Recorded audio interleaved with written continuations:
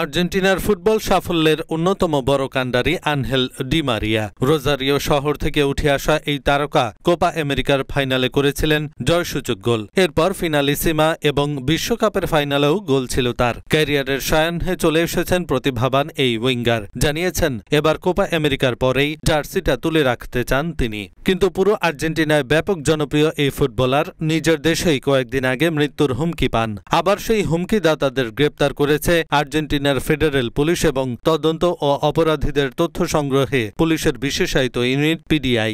আর্জেন্টিনার জাতীয় নিরাপত্তা মন্ত্রী পাত্রিসিয়া বুলরেখ জানিয়েছেন এই হুমকি দেওয়ার মূল হোতার নাম পাবলো আকত্তো। মাদক চোরাচালানের ব্যাপারে তার বিরুদ্ধে তদন্ত চলছে। হুমকি দেওয়ায় তাকে সহযোগিতা করেছেন সারা বেলেন গুতিরেজ ও গ্যাব্রিয়েল ইসমাইল পাস্তোরে। পাবলো আকত্তো হুমকি দেওয়ার কথা স্বীকার করেছেন।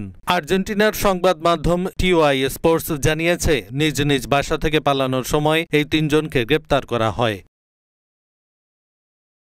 এহসানুল হক, ঢাকা পোস্ট।